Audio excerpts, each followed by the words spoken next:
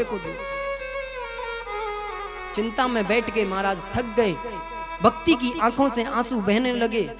क्या मेरे पुत्रों को हमेशा के लिए इस आयु का सामना करना पड़ेगा? यदि संसार के अंदर से ज्ञान और वैराग्य चले गया तो मानव तो दिग्भ्रमित हो जाएगा। और थोड़े दिन बाद यदि मेरे पुत्र यहां से सशरीर चले गए तो ये कैसे होगा? मैं बिना पुत्रों के रह जाऊंगी।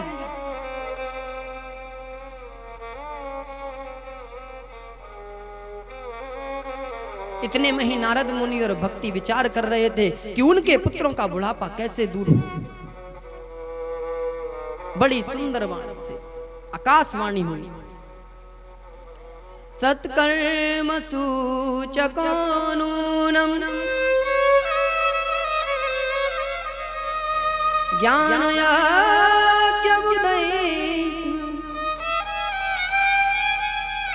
हे नारद मुनि, आप सत्कर्म करो, कोई ऐसा सत्कर्म करो जिसके कारण से इनका बुढ़ापा दोनों का दूर हो सके। मैंने अनेकों लोगों से पूछा कि यह सत्कर्म क्या है। मैंने अनेकों लोगों के पास में गया लेकिन सत्कर्म की परिभाषा नहीं दे पाया कोई। हार करके मैंने अपने मन में विचार किया कि मैं इस आकाशवाणी के अर्थ को समझने के लिए साधना करूंगा, और साधना करने के बाद में जब स्वयं भगवान मेरे सामने आ जाएंगे तो इसका हल मैं स्वयं भगवान से ही पूछूंगा। इस बात को स्वयं भगवान से पूछूंगा कि ज्ञान और वैराग्य का बुढ़ापा मैं कैसे दूर कर सकूं। अब तो महाराज मैं तपस्या करने के लिए बद्रीवन में आया और भगवान की साधना करने के लिए, और मैं साधना करने जा रहा था। इतने में ही आपसे मुलाकात हो गई। सोचा कि आप कुछ निराकरण देंगे। प्रभु कृपा करके आप निराकरण दो कि इन दोनों पुत्रों का आखिर बुढ़ापा दूर हो तो हो कैसे। चारों भाई एक दूसरे को देख करके मुस्कुराने लगे। बोले बस नारद मुनि, इतनी सी बात, आप इतनी सी बात के लिए इतनी चिंता कर रहे हो? बोले आपको ये इतनी सी बात लग रही है महाराज? बोले हाँ। बोले नारद मुनि, आपकी स्थिति स्वयं ऐसी है कि आप एक वैद्य हो, और उस वैद्य ने अपने जो मरीज है उसका इलाज जन जन में करा रहा है। वो लोगों से उसकी उपचार पूछ रहा है, दवाई पूछ रहा है, जबकि उसकी जेब में ही उन दोनों की दवाई है जो उसके दुख को दूर कर सकती है, उस मरीज के इलाज कर सकती है। बोले क्या मतलब? बोले हाँ। बोले नारद मुनि, जब तुमने वेद उनको सुनाए, उन वेदों को श्रवण करने के बाद में यदि उनको चेतना नहीं आई तो इसका मतलब क्या है? बोले पता नहीं महाराज। इसका मतलब है कि उनको चेतन करने के लिए अब उनके मन में भक्ति की आवश्यकता है। अब उनके हृदय में भक्ति बैठानी पड़ेगी, और भक्ति ही उनको श्वास दे सकती है। और उनके मन के अंदर से भक्ति निकल गई तो इसीलिए उनको बुढ़ापे ने घेरा, मां के प्रति सम्मान निकल गया। लेकिन मां तो मां होती है ना, वह अपने पुत्र के बारे में सोच रही है कि मेरे पुत्रों को कैसी चेतना आ जाए। इस बात को गौर से समझना पड़ेगा। जब बच्चे बड़े हो जाते ना, और जिन माँ बापों ने चलना सिखाया फिरना सिखाया, जब उन्हीं बच्चों को माँ बाप तैयार करके पढ़ा करके शिक्षित करके जब एक बड़ा कोई आदमी बना देते हैं तो उन बच्चों को अपने माँ बाप में फिर कमियां दिखने लग जाती हैं। जब बोलना नहीं आता था उस वक्त इस नालायक को बोलना सिखाया, जब चलना नहीं आता था तो इस निकम्मे को चलना सिखाया, और आज थोड़ा सा बड़ा हुआ तो माँ बापों के अंदर उसको कमियां नजर आने लगी। वह अपने तरीके से माँ बापों को चलाना चाहता है। उसको लगा कि मैं बहुत बड़ा ज्ञानी हो गया, समाज का मुझे बहुत बड़ा अध्ययन है। ज्ञान और वैराग्य की भी स्थिति ऐसी ही हुई। ज्ञान ने सोचा कि मैं स्वयं ज्ञान हूं, मुझसे ज्यादा ज्ञान मेरी माँ को कहां होगा। वैराग्य ने सोचा कि मुझ जैसा वैरागी कौन होगा, इसीलिए दोनों को परमात्मा ने वृद्धावस्था दी। कलयुग का प्रहार दोनों के ऊपर हो गया। जब माता पिता का साया बच्चों के ऊपर से उठ जाता है ना, तो स्थिति ज्ञान और वैराग्य जैसी ही होती है। इसीलिए माता पिताओं का साया हमेशा आशीर्वाद के रूप में बच्चों के ऊपर रहना चाहिए। भक्ति फिर भी अपने बच्चों के लिए प्रयत्न करती है कि मेरे बच्चों को जो कलयुग ने बुढ़ापे से लिप्त कर रखा है, बुढ़ापे में घेर रखा है, इनका बुढ़ापा दूर होना चाहिए। बोले नारद मुनि आप कुछ मत कीजिएगा, आप एक बात छुपा रहे हैं। बोले क्या? बोले आप जब पृथ्वी पर आए थे तो पृथ्वी को देखने के लिए नहीं आए थे, पृथ्वी के लोगों को देखने के लिए नहीं आए थे, तो आप जब यहां पर पृथ्वी पर आए थे उस वक्त आप अपने पिता ब्रह्मा के पास से आ रहे थे। बोले हाँ। और ब्रह्मा जी ने आपको क्या कहा था? ब्रह्मा जी ने कहा था कि जो ज्ञान मुझको मिला है वो ज्ञान मैं तुझे दे रहा हूं, और उस ज्ञान को जाकर के तुझे संसार में देना है। बोले हाँ। उस ज्ञान की आवश्यकता ज्ञान और वैराग्य को है, जिस ज्ञान को स्वयं ब्रह्मा ने तुम्हें दिया, जिस ज्ञान को स्वयं परमात्मा ने ब्रह्मा को दिया। जब ब्रह्मा इस सृष्टि का निर्माण कर रहा था तब ब्रह्मा जी को भगवान से बोले ब्रह्मा जी कि प्रभु मैं इतनी बड़ी सृष्टि बना रहा हूं, यदि मेरे अंदर अहंकार आ गया और अहंकार आने के बाद में मेरा पतन हो जाएगा, मुझे इस इतनी बड़ी दुनिया को बनाने का अहंकार ना हो, तो कृपा करके आप कोई ऐसी औषधि दें जब जब मुझे ऐसा प्रतीत हो कि मुझे अहंकार हो रहा है तो मैं उस औषधि को लेकर के अपने अहंकार को खत्म करूं। इस औषधि को स्वयं भगवान ने ब्रह्मा को दिया, जिसका नाम परम भागवत है। जब जब ब्रह्मा को अहंकार से उत्पत्ति होने का प्रयत्न होता है तब तब ब्रह्मा उस भागवत का अध्ययन करता है। अहमेवा समयवाग्र, कि मेरा तो कुछ भी नहीं है। उस बात को ब्रह्मा जी लेकर के चलते, उसी ज्ञान को ब्रह्मा ने नारद मुनि को दिया। कहा कि बेटा संसार में जो सत्पुरुष लोग हैं उनको अहंकार ना हो, वह समझे कि संसार में वह किस लिए आए, इस ज्ञान को इसलिए तुम्हें उसे देना होगा। और ज्ञान और वैराग्य को अहंकार हुआ अपने ज्ञान और वैराग्य का स्वयं का, तो इसीलिए भागवत की आवश्यकता है उन्हें। आप उन्हें जाकर के वेदों को ना सुना करके आप इस भागवत को सुनाओ, आप देखना कि वह ज्ञान और वैराग्य के अंदर चैतन्यता आ जाएगी, उनका बुढ़ापा जरूर दूर हो जाएगा। नारद मुनि कहते हैं कि यह भागवत इतना अच्छा है कि यह दूसरे के मानव के दुखों को दूर कर सकता है। बोले हाँ। भागवत के अंदर क्यों कहा गया कि जो मानव भागवत सुनता है वह अपने पापों से मुक्त हो जाता है? इसका बहुत बड़ा कारण है। कारण क्या है कि भागवत सुनने वाले व्यक्ति के जीवन में परिवर्तन आता है। व्यक्ति को बताया जाता है कि जीव में और मानव में क्या अंतर है। जब व्यक्ति को अच्छे और बुरे का मालूम पड़ जाता है तो व्यक्ति बुरा नहीं करता, उसको मालूम पड़ जाता है जब कि इस प्रकार से यदि हम यह गलत काम करेंगे तो हमें उसका दंड भोगना पड़ेगा। और यह सब भागवत बताती है। भागवत को मेरे भैया पुण्य की दृष्टि से नहीं सुनना, नॉलेज की दृष्टि से सुनना, ज्ञान की दृष्टि से सुनना। ऐसे सुनना कि यह ज्ञान हमें पूरे जीवन पर्यंत काम आने वाला है। कि जब अन्यत्र धर्म के लोग हमसे इस पर डिबेट करें, वार्तालाप करें अपने हिंदू रिलीजियस के अंदर धर्म के लिए, तो हम उसको प्रत्युत्तर दे सकें, हम उनको बता सकें कि हिंदू कोई धर्म नहीं, हिंदुत्व एक जीवन जीने की पद्धति है।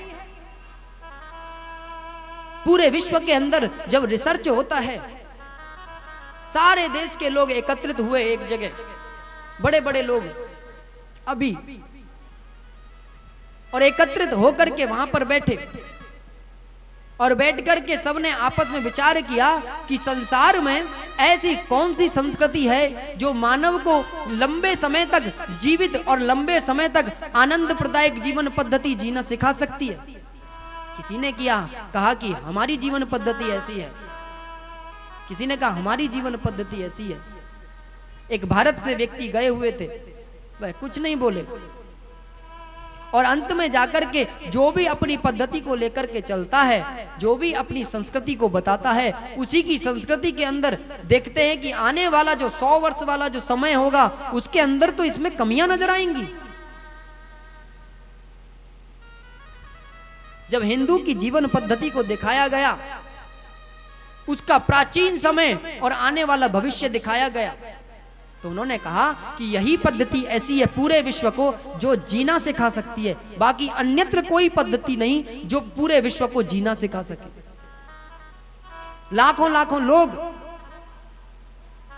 इस भोग और वासनाओं से छोड़ करके अपने जीवन में हिंदुत्व की पद्धति को अपना रहे हैं, हिंदू बन रहे हैं निरंतर, क्योंकि उन्हें पता है कि जीवों को मार करके खाने से कोई लाभ नहीं होगा।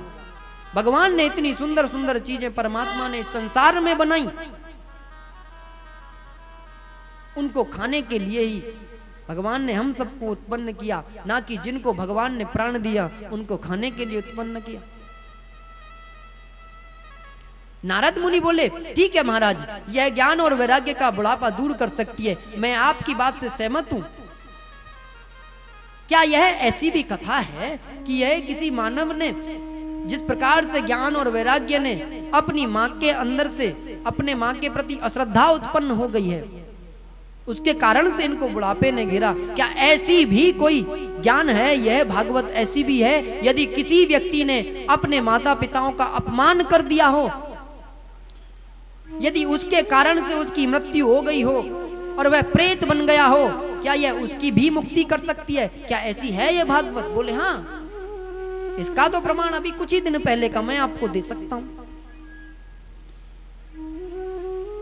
चारों भाई सनक, सनंदन, सनातन, सनत कुमार इस बात को नारद मुनि को बताते हैं कि नारद मुनि, पूर्व काल की बात है, तुंगभद्रा तटे पूर्व मभूत्पत्तनमोत्तमम् यत्र वर्णात् स्वधर्मेण सत्यसत्कर्म तत्परः। नारद मुनि, पूर्व काल की बात है कि भारत के अंदर एक तुंगभद्र नाम की नदी बहती है। हमारे शास्त्रों को कोई कल्पना में नहीं बनाया गया, और आज भी दक्षिण भारत के अंदर जाइएगा कि एक तुंगभद्र नाम की नदी आज भी अविरल बहती है, प्रामाणिकता से बनाया गया। और उसके पास में एक उत्तम नाम का नगर है। उस उत्तम नाम के नगर के अंदर एक आत्मदेव नाम के ब्राह्मण रहते हैं। आत्मदेव नाम के ब्राह्मण निरंतर बहुत ही पूजा पाठ करने वाले हैं। उन ब्राह्मण की एक पत्नी है जिसका नाम है धुंधली देवी। यथा नाम तथा गुण, आत्मदेव का जैसा नाम है वैसा गुण है। आत्मदेव के जीवन में स्वयं ऐसा क्लिष्ट जीवन है कि साधकों जैसा जीवन है, कि साधना जैसा जीवन है महाराज, सन्यासियों जैसा जीवन है। उधर पत्नी का अलग जीवन है महाराज। पत्नी का जीवन ऐसा है कि विपरीत बिल्कुल। जितने आत्मदेव सुंदर हैं, धुंधली का इतना ही मानसिक रूप से खराब है। धुंधली का जो जीवन है वह बड़ा क्लिष्ट है, लड़ना झगड़ना, कर्कशा वाणी में बोलना, इतना ही है सब कुछ। लेकिन एक बहुत अच्छा गुण धुंधली देवी के अंदर है कि जब पति घर पर आए तो वह पति की सेवा बहुत करती है। पति को इस बात का एहसास नहीं होने देती कि मैं बाहर झगड़ करके आई हूं, बाहर लड़ करके आई हूं, इस बात का कोई नहीं। सब कुछ है उस ब्राह्मण के घर के अंदर, परंतु कमी है तो एक चीज की। उस ब्राह्मण के घर में कोई संतान नहीं है, कोई पुत्र नहीं है। अनेकों प्रयास किए उस ब्राह्मण ने, जिसने जैसा बताया संतान प्राप्ति के लिए उसने वैसा ही अनुष्ठान किया, वैसी ही औषधि का सेवन किया, परंतु उस ब्राह्मण के अंदर, उस ब्राह्मण के घर के अंदर आज तक कोई किलकारी नहीं मार पाई, कोई संतान की उत्पत्ति नहीं हुई। पहले लोग संतान प्राप्ति के लिए यज्ञ करते थे, भगवान से प्रार्थना करते थे कि हमारे घर में संतान हो जाए। और अब का तो सिस्टम ही अलग हो गया, पता नहीं संतान को गर्भ के अंदर मारने लगे नालायक।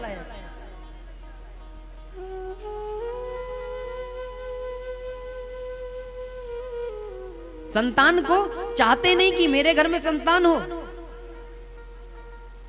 ऐसी दुर्दशा हो रही है हमारा समाज की।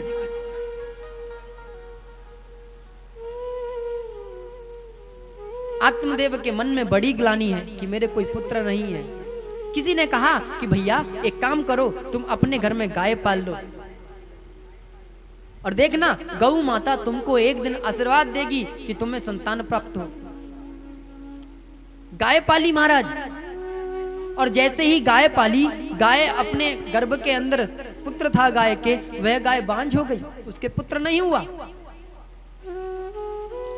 किसी ने कहा कि तू अपने घर में तुलसी रख ले, यदि तुलसी तेरे घर में हरी भरी रहेगी तो तेरे घर में सुख चैन रहेगा, और सुख चैन के बाद में तुझे परमात्मा तेरे घर के अंदर संतान उत्पन्न नहीं करेगा।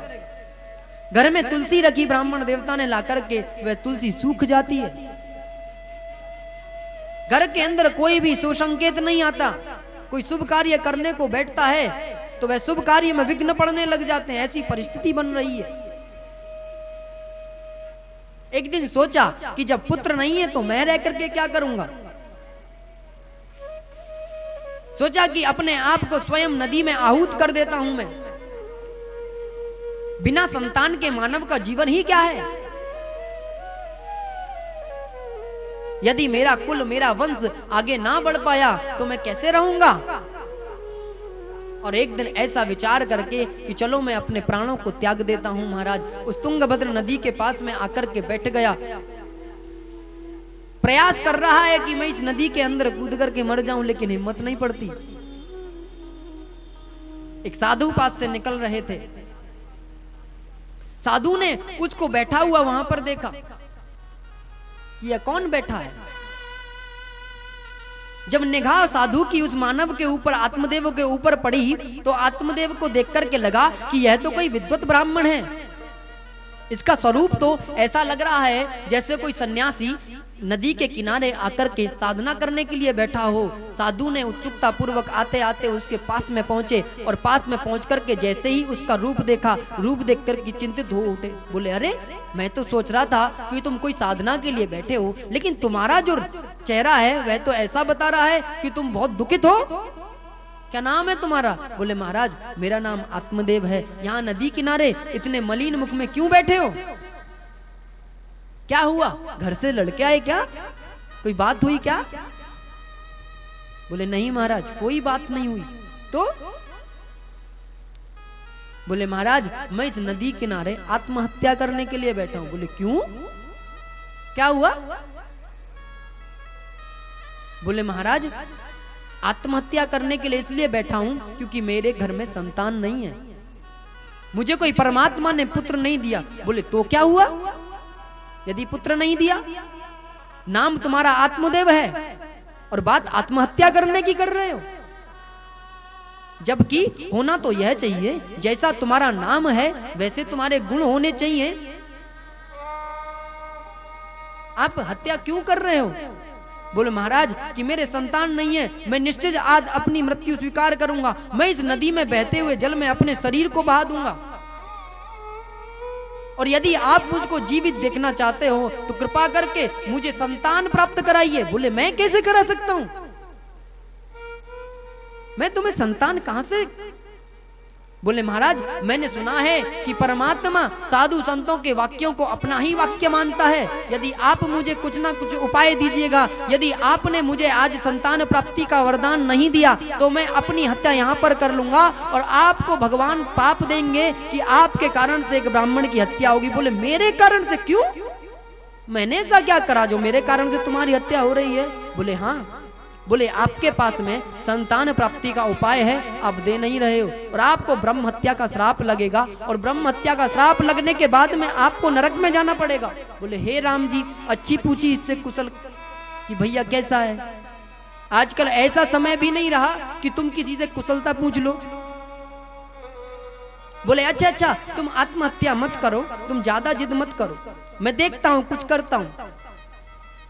साधु ने चेहरा देखा, देख करके बताया, अरे भैया तुम्हारे इस जन्म की छोड़ो, 7 जन्म तक तुमको पुत्र रत्न की प्राप्ति नहीं है, तुम इस जन्म की बात कर रहे हो। तुम्हारी जो मस्तक की रेखाएं हैं वो इस बात को स्पष्ट कर रही हैं कि तुम्हारे अब नहीं, आगे के 7 जन्म तक भी तुम्हें संतान प्राप्ति का योग नहीं है। बोले नहीं महाराज, तो मैं आत्महत्या कर लेता हूं। बोले नहीं नहीं, तुम आत्महत्या नहीं करना, मैं कुछ करता हूं। साधु ने हाथ में जल लिया, जल लेकर के महाराज एक पोटली से छोटा सा फल निकाला, फल निकाल करके उसे अभिमंत्रित किया, और अभिमंत्रित करके उस आत्मदेव के हाथ में दिया। तस्याग्रहम समालोक्यम फलमेकं स दत्तवान इदं भक्षयल्यात्म तथा पुत्रोति निर्मला। हे ब्राह्मण देवता, आप इस फल को ले जा करके अपनी पत्नी को खिला देना, और कुछ नियम बता रहा हूं, उस नियमों का पालन करके यदि तुम्हारी पत्नी इस फल को खाएगी तो उसे निर्मल पुत्र उत्पन्न होगा, परंतु उसे कुछ नियमों में बंद करके अपने जीवन को जीना होगा। यदि उसने नियमों का पालन नहीं हुआ तो यही पुत्र उसकी मृत्यु का